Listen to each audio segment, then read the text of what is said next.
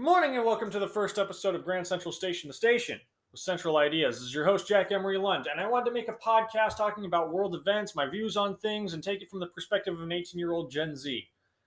So, talking about today is the Parkland shooting, and more specifically, the Parkland walkout.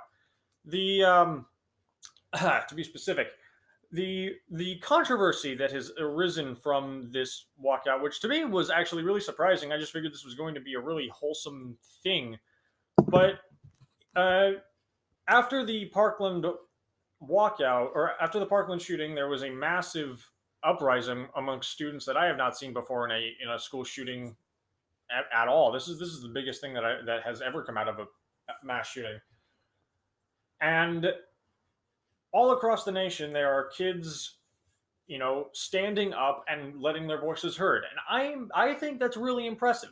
Now, I might not agree with everything that the kids say, but I still think it's remarkably impressive that you have this many young people standing up in solidarity for one specific subject. I think it's actually, it's a testimony to, uh, I would agree that kids should not necessarily be listened to on policy decisions that run the government, but it is interesting to see so many people my age standing up for one thing, which rarely happens. I mean, have you ever met a kid that you can't keep them occupied for more than like 5 seconds?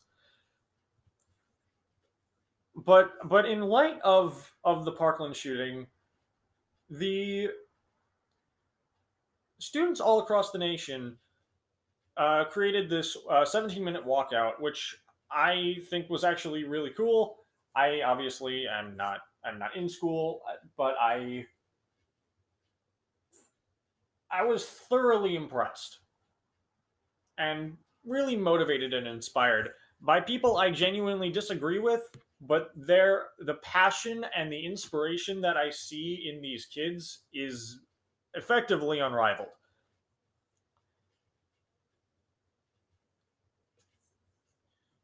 To be more okay, so to get to the main point, uh, after Parkland, you have the 17-minute walkout, and you have people on both sides of the aisle saying things that are remarkably disingenuous on a number of reasons.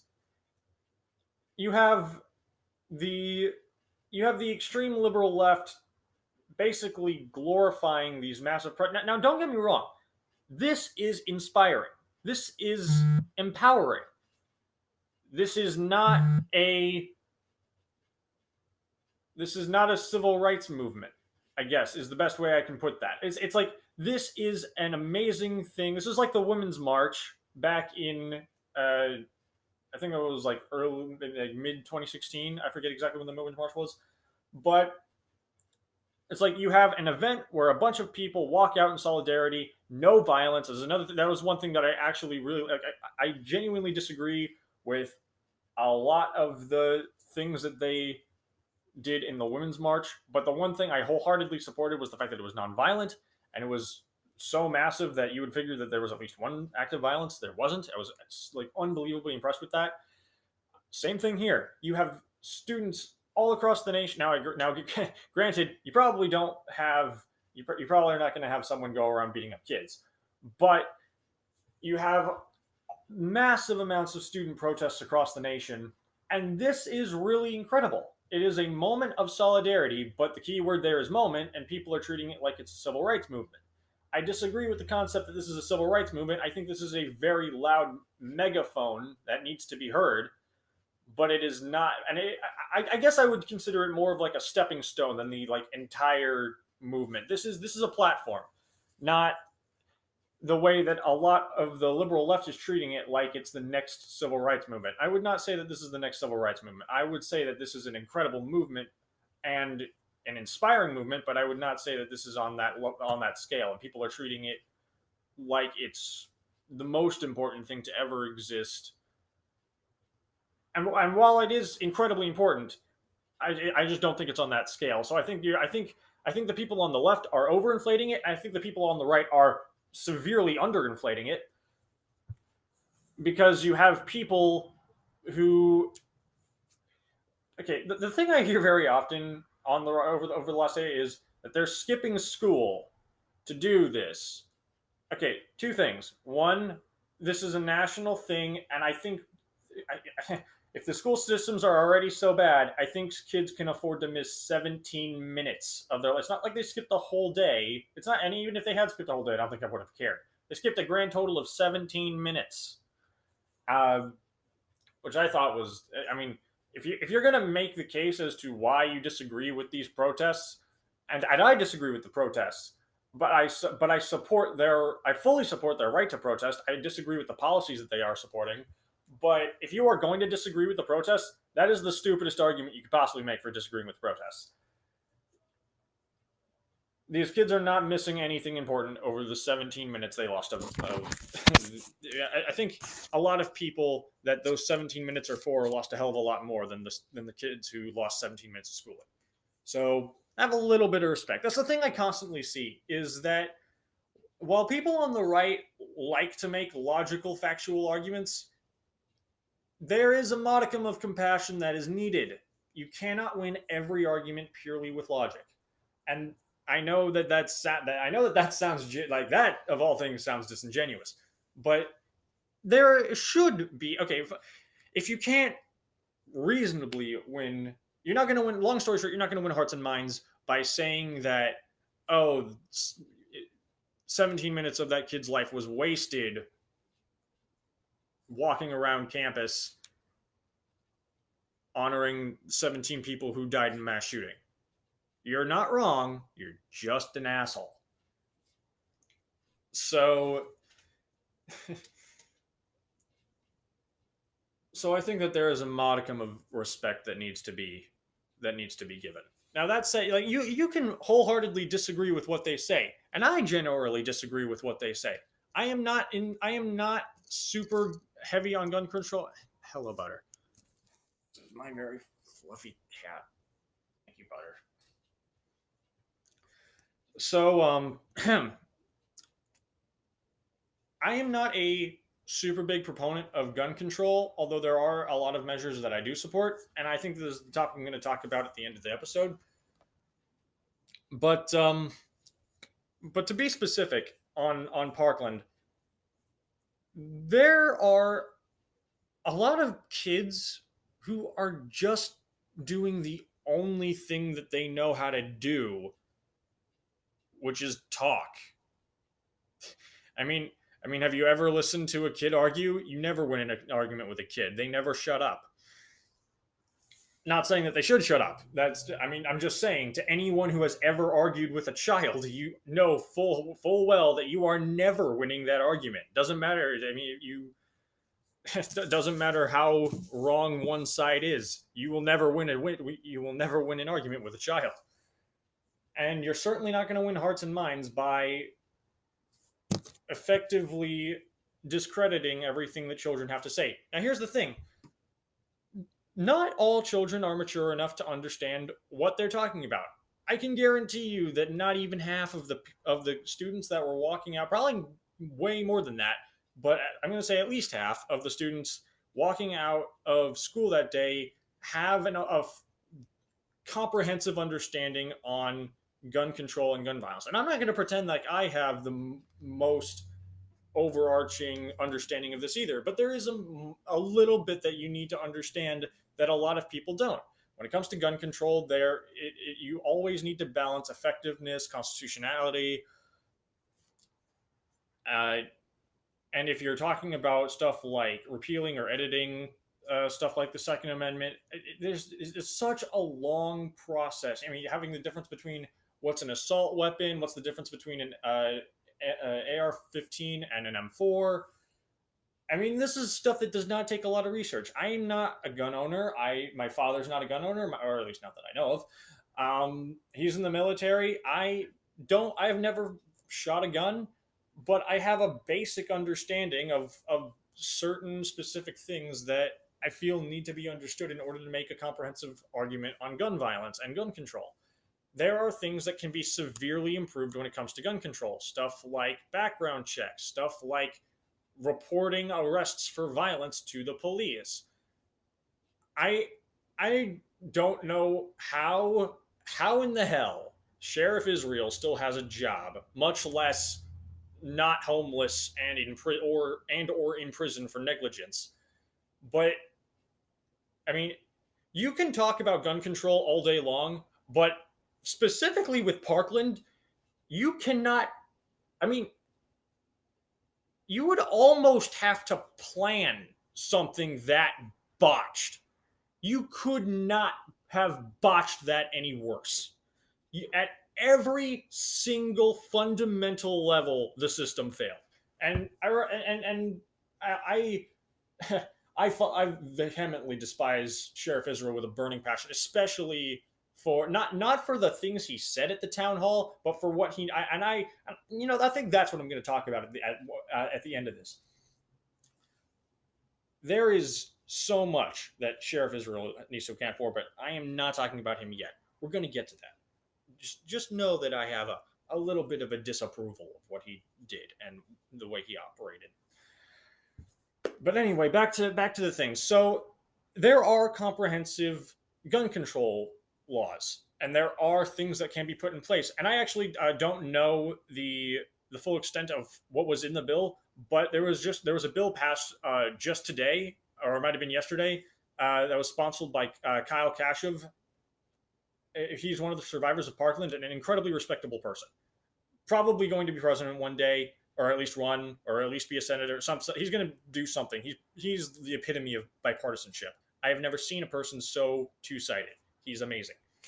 Um, the but gun control laws that exist need to be enforced, and gun control laws that can be created need to be evaluated based on stuff like, as I said, effectiveness and constitutionality. When people say stuff like ban the AR-15 or like restricted the age limits is the thing that I do agree with, but for different reasons. Um, there is physically no difference between an AR-15 and an M4, and the M4 and the semi-automatic M16. There is and the mini and the Ruger Mini 14.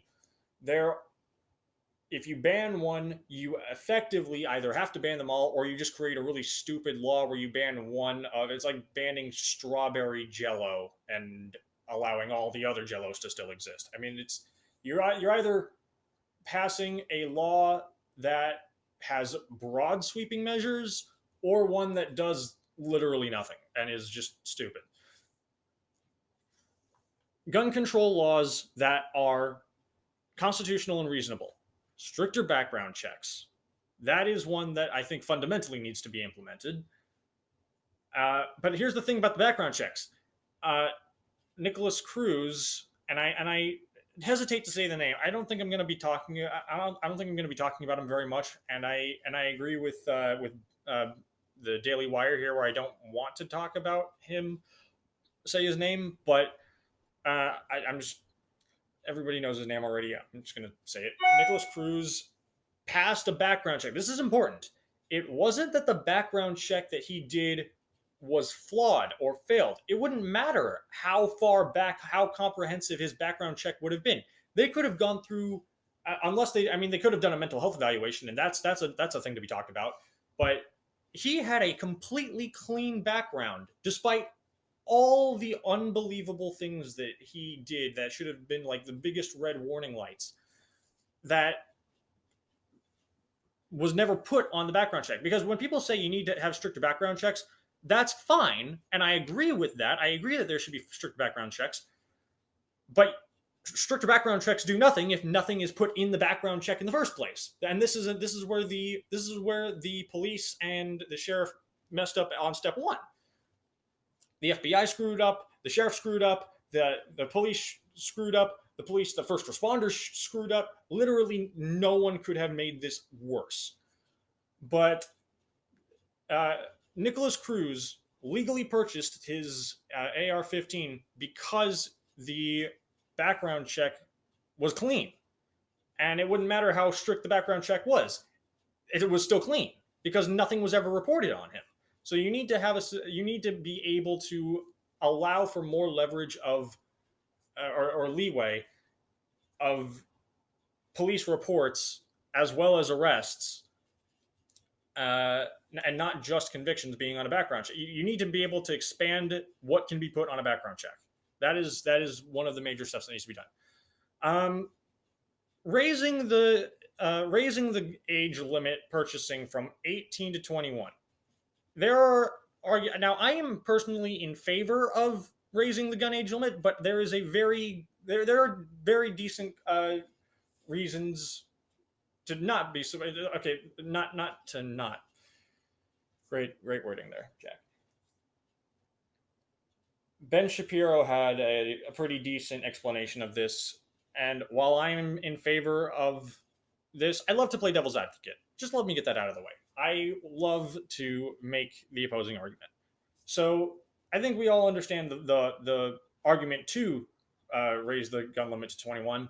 The argument against it is you have 18-year-olds that are sent to, Qatar and Iraq. Sorry.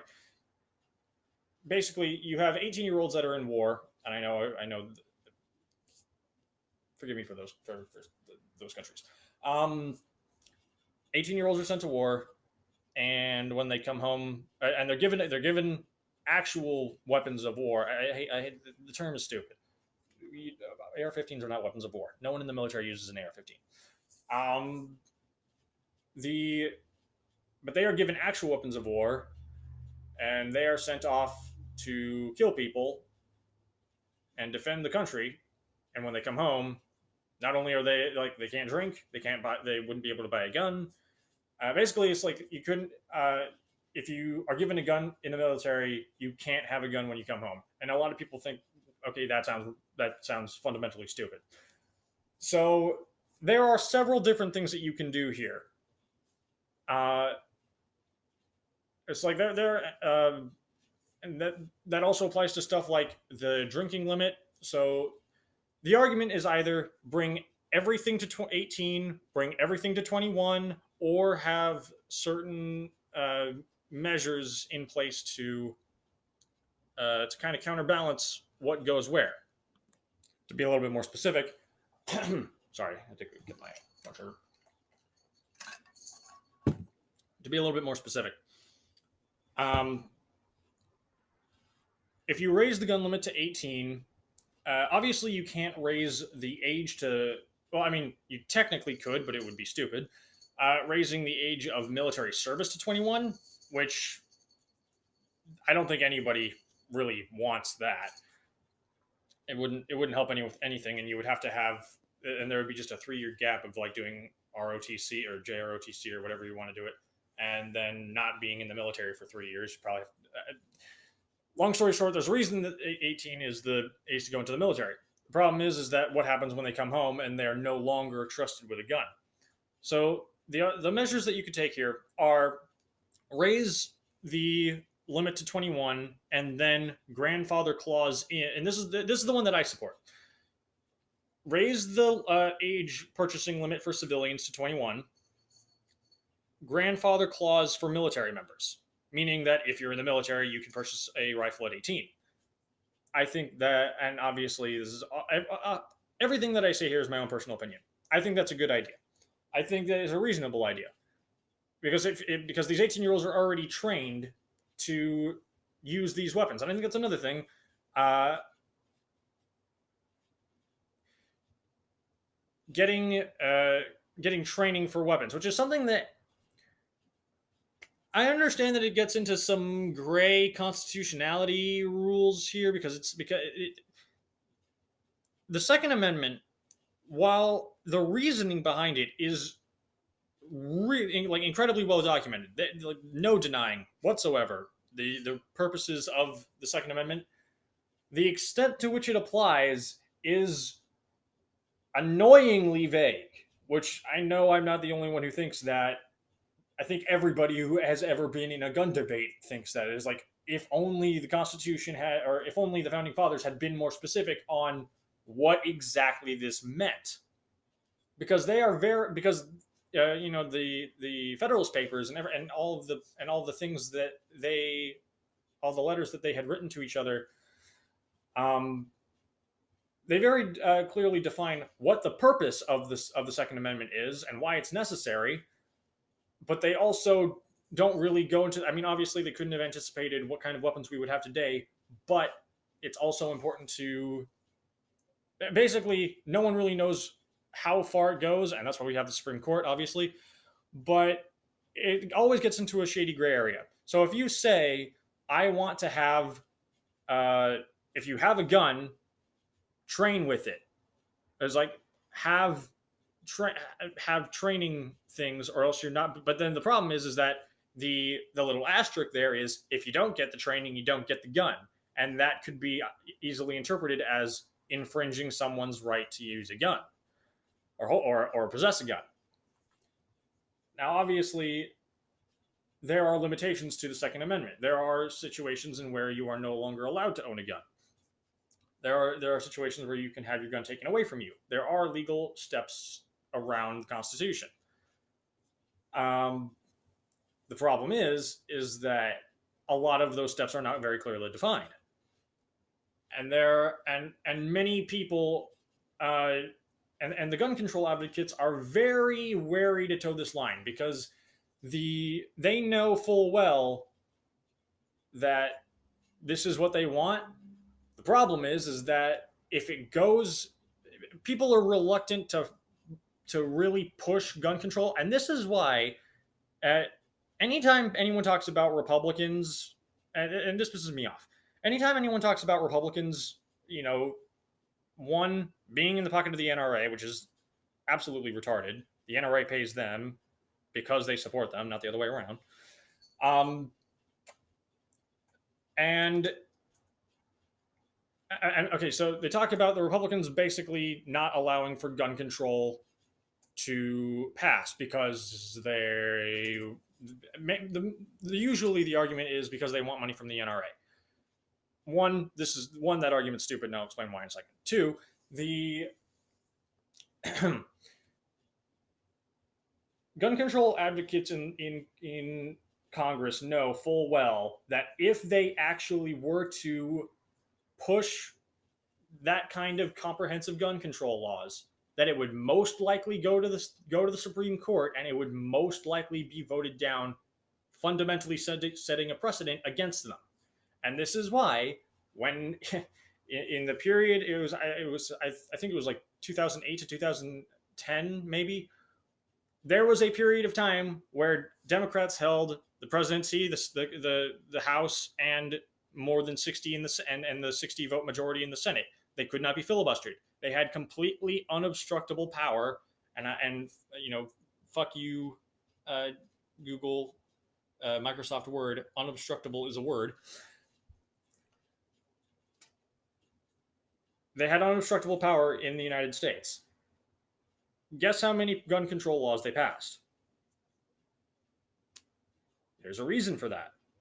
Not there are several reasons for that. Not only so that they could blame Republicans when Republicans were in power, and not, I mean, this is all just political tactics 101. You promise something, you don't really put it forward, and when it doesn't go forward, you blame the opponent. It is straight out of the Hitler propaganda playbook. Blame the other side for that which you are guilty. If you can't pull off something, you blame your enemy for making it impossible to do. This is political tactics 101. But the other reason is that they know that if they actually did pass a full gun control, or if they passed comprehensive gun control, it would most likely be shot down in the United States Supreme Court. And in which case, they could no longer pass any kind of gun control along those lines. It would set a precedent that was fundamentally against them for the rest of time.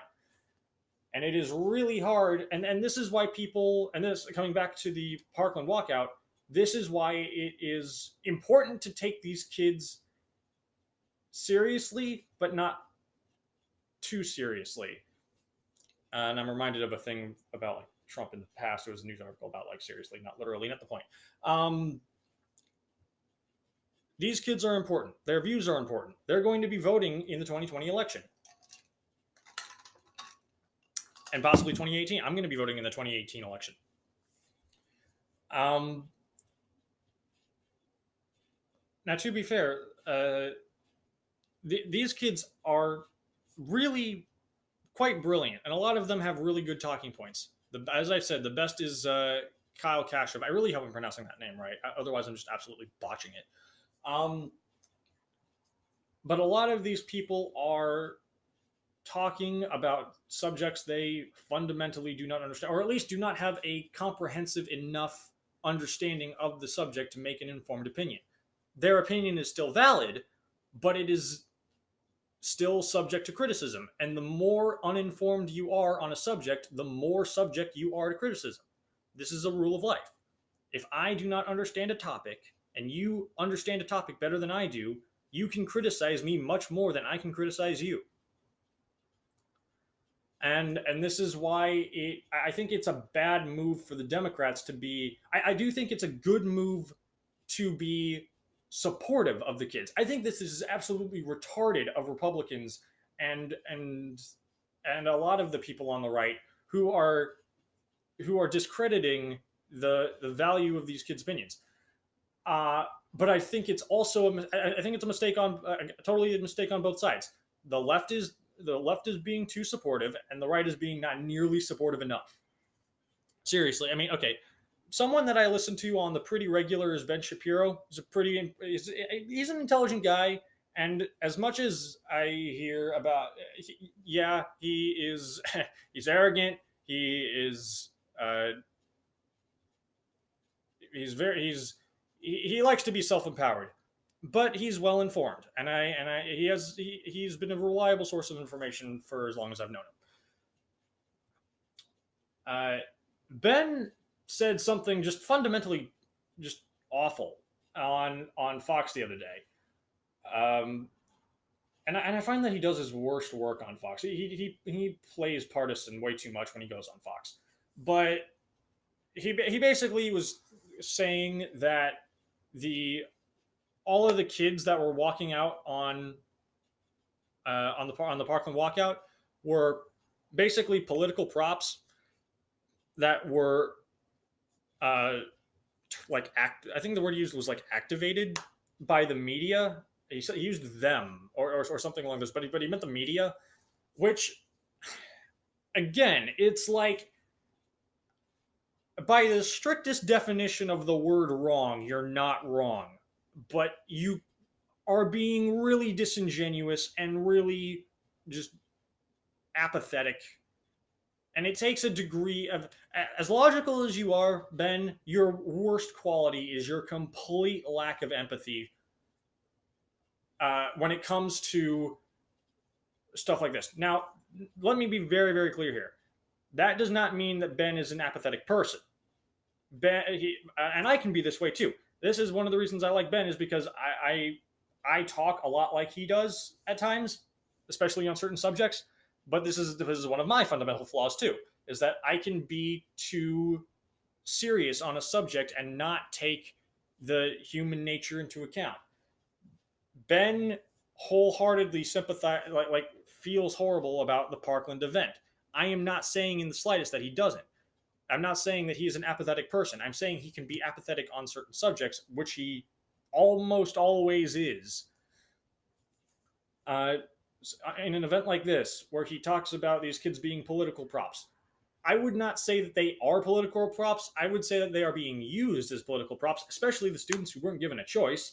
I've heard from several people that, like several of my friends, who said that their walkouts were mandatory, that they're basically the entire building was empty for 17 minutes. Um, and now, granted, that's all testimony based on other people that I can't necessarily confirm, but I've heard it from multiple people that some of the walkouts, at least in my home district, were mandatory.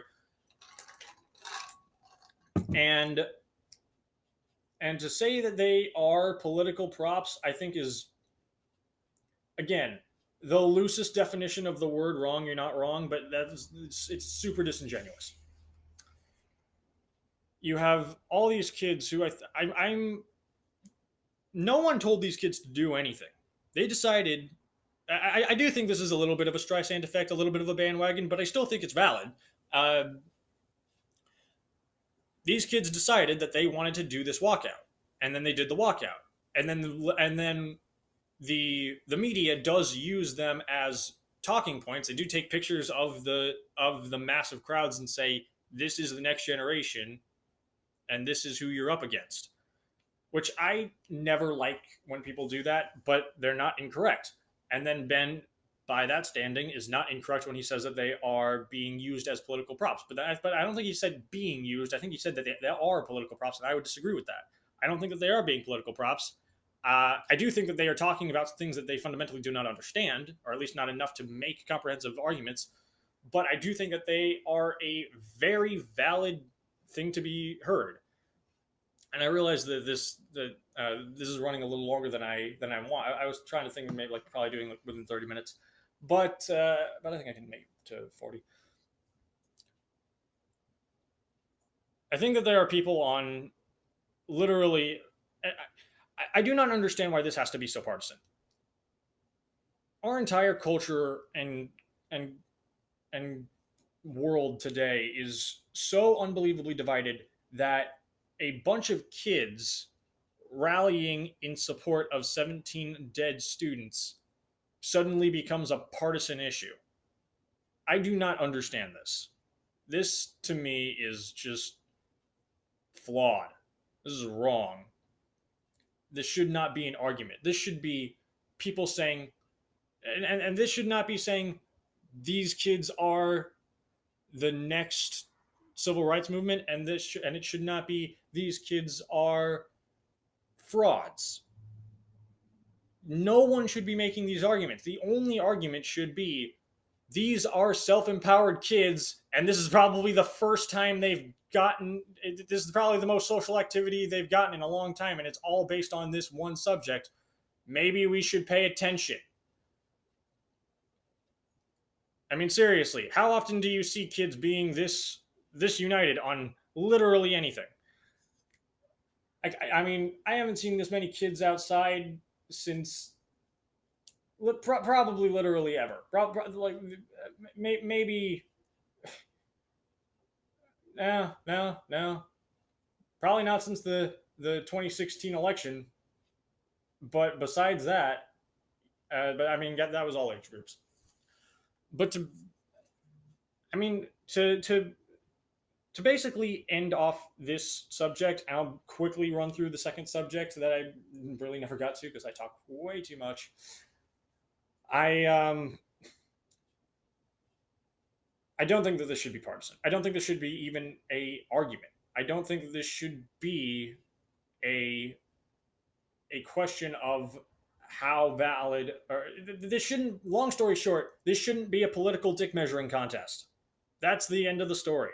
This should not be a political dick measuring contest.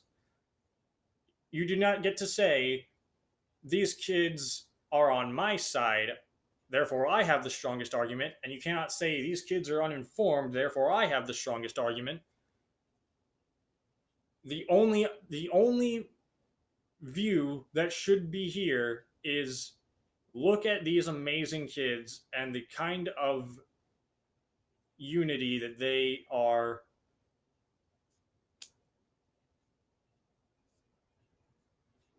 totally lost any kind of word that would end that sentence.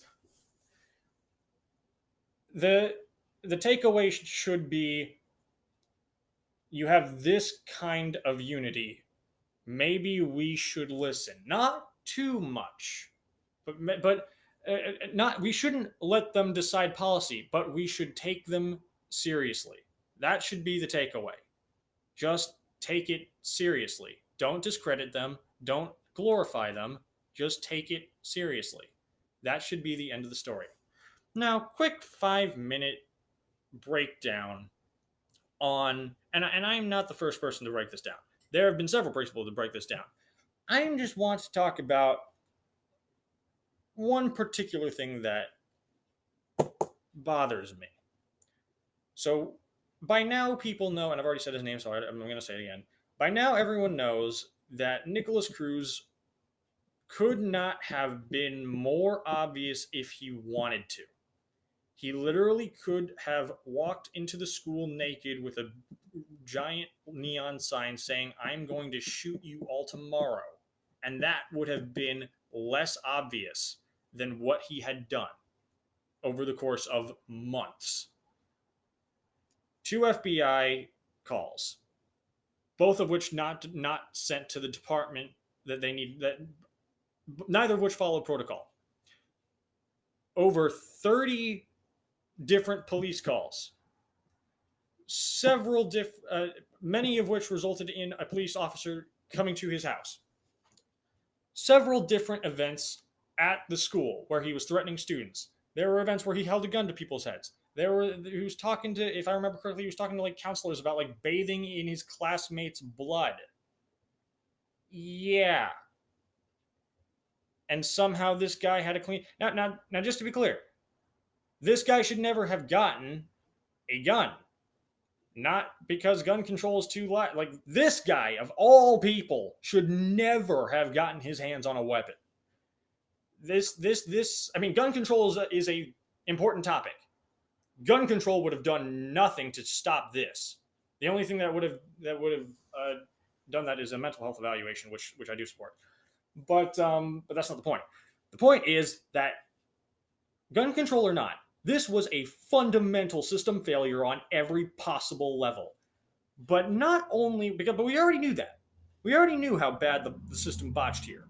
We already knew that that 17 people should be alive and the system screwed up. We know that the first responders just absolutely I could not fathom how bad.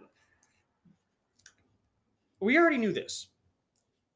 The part that and here's the part that gives me the most rage. I am grieved by Parkland. I am horrified by how bad the system's fucked up. But I don't think I've ever genuinely hated. I don't really hate people. I don't think I've ever genuinely hated someone as much as I do Sheriff Israel. If anyone deserved to have old style public hangings, it's him. Not only was he effectively solely responsible for the shooting with everything that he personally screwed up, but he had the audacity. He knew. So the Parkland shooting happens, and then he consistently says this was not my fault. He constantly puts responsibility off himself. That's sleazy. That is disgusting. But the CNN town hall, which by itself was just, corrupt from the start, I cannot fathom how a human being can physically do this. You personally are there are two people responsible for Parkland. Nicholas Cruz and Sheriff Israel. Only those two people. Not the NRA, not Republicans, not the person who sold him a gun because he passed the background check. There are two people responsible for this. Nicholas Cruz and Sheriff Israel. Sheriff Israel is directly responsible for Parkland for multiple reasons. But then that's certainly not okay. Let me be very clear. That's not okay. But that's not even understandable. You screwed up your job, but you can, minorly redeem yourself by taking responsibility, immediately resigning, and, fucking off to Mexico, never to be seen again in America. So then not only does he not do that, he avoids all responsibility. He consistently says that he did nothing wrong. He consistently says that he had no knowledge of all this. We consistently have that disproven time and time and time again. But the cherry on top is how he acted at the CNN town hall. Because we have information now that says that Sheriff Israel knew everything that happened. He knew what had transpired and everything about Nicholas Cruz before the CNN town hall. And that's important because He basically spent the entire thing blaming Dana Lash. I think her last name is Lash. But he basically spent the entire thing blaming Dana Lash, blaming the NRA, and then fucking Marco Rubio comes on, and you have the student says, and this was disgusting. I don't care that you're a survivor. This is disgusting. You should know. I look at you and I am looking at Nicholas Cruz and looking down the barrel of an AR-15. That is an American senator. That man had nothing to do with Parkland, and to say that is disgusting and horrible. But not only did he do that, but directly behind him is Sheriff Israel, looking at all this. And he's just nodding along. And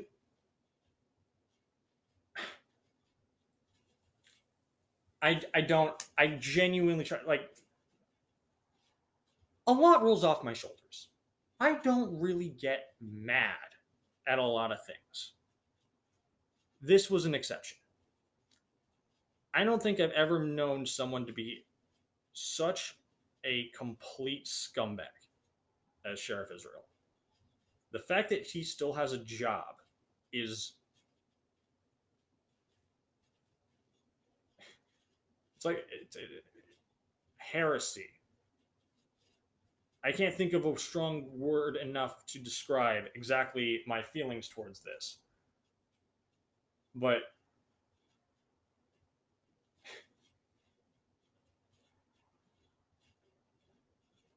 I don't really know what I want to have to happen. Okay, I need to stop. I need to stop. Okay, I need to wrap this up, or else I'm gonna. I don't really know what I want to happen out of all this. I don't really know what I want. What I want to happen to Sheriff Israel. But whatever happens, I hope it's painful. I hope that he is disgraced and is never respected by anyone he has ever known again. I hope his family never talks to him again. I hope no one. I hope that.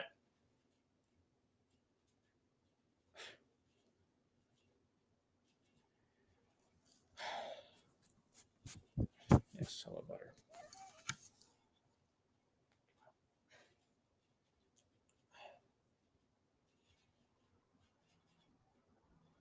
Respect the students at Parkland. Respect the people that walked out for 17 minutes. Don't respect the people responsible for this. That is the end of my. That is the end of my summary. This has been first episode of Grand Central Station. I'm gonna need to probably think of an outro, but I hope to see you again soon. Bye.